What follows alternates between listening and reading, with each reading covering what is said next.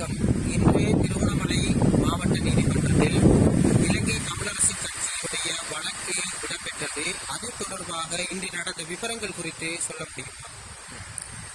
சென்ற தவணையில முதலாம், இரண்டாம், நாலாம், ஏழாம் எதிராளிகளுடைய மறுமொழியை அழைப்பதற்கு இன்றைக்கு தவணை தரப்பட்டுள்ளது. அந்த அடிப்படையில் முதலாம், இரண்டாம், நான்காம், ஏழாம் எதிராளிகளுடைய மறுமொழிகள் மன்றில் அழைக்கப்பட்டிருக்கிறது. ஏற்கனவே ஜனாதிபதி சட்டத்தரணி தவராயா ஐயா அவர்கள் ஒரு நேர்காணலில் சொல்லியிருக்கிறார். இது ஒரு சம்பிரதாயபூர்வமாக அணைக்கப்பட வேண்டிய ஒரு கடப்பாட்டின் பேரில் இது அணைக்கப்படுகிறது என்று.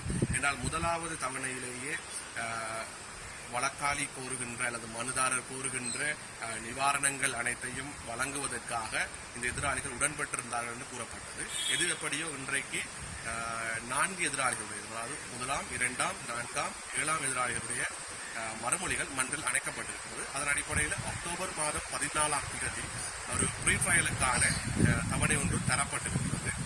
இது வழக்கினுடைய அடுத்த கட்ட நகர்வாக இருக்கிறது. அதே நேரம் இலங்கை தமிழரசு கட்சியினால் இன்னும் ஒரு வழக்கு தாக்கல் செய்யப்பட்டது. நீதிமன்ற அவமதிப்பு குற்றச்சாட்டு தொடர்பிலும் ஒரு வழக்கு, அதாவது தமிழ் CNN ஊடகத்தினுடைய ஊடகவியலாளரும் இயக்குநருமான அகிலன் முத்துக்குமாரசாமி அவர்களுக்கு எதிராக தாக்கல் செய்யப்பட்டது. அது குறித்து உங்களுடைய கருத்து என்ன? உண்மையிலேயே கட்சியால தொடரப்பட்ட வழக்கு கிடையாது.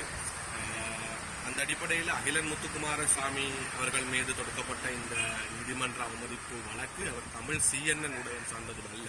சுதந்திரன் பத்திரிகையில் வெளிவந்த செய்திகள் தொடர்பாகத்தான் இந்த நீதிமன்ற அவமதிப்பு வழக்கு தொடரப்பட்டிருந்தது. அது தொடர்பாக எழுத்து மூலமாக சமர்ப்பணங்களை சமர்ப்பிக்குமாறு திருவண்ணாமலை நீதிமன்றம் கோரியிருந்த போதும் கூட அகிலன் முத்துக்குமாரசாமி அவர்களால் மேன்முறையீட்டு நீதிமன்றத்தில் இந்த நீதிமன்றத்துக்கு இந்த வழக்கு எடுத்து செல்லப்பட்டிருந்தது. எனவே அங்கே அவ்வாறான சமர்ப்பணங்கள் எதுவுமின்றி இந்த வழக்கை முடிவுறுத்துமாறு சொல்லப்பட்டிருக்கின்றது.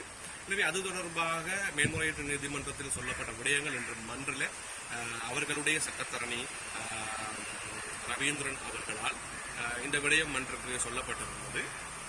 அதன் அடிப்படையில் திருவாளர் அகிலன் முத்துக்குமாரசாமி அவர்களும் வருகின்ற 14ஆம் தேதி மன்றில் தோன்றி இதை முற்றாக முடிவுறுத்துவது தொடர்பாக அல்லது இதை தொடருவதா என்பது தொடர்பான முடிவு வருகின்ற 14ஆம் தேதி, அதாவது அக்டோபர் மாதம் 14ஆம் தேதி குறித்த தமிழரசு கட்சியினுடைய ப்ரீ ட்ரையல் நடைபெறுகின்ற அதே தினத்திலேயே இதுவும் நடைபெறும்.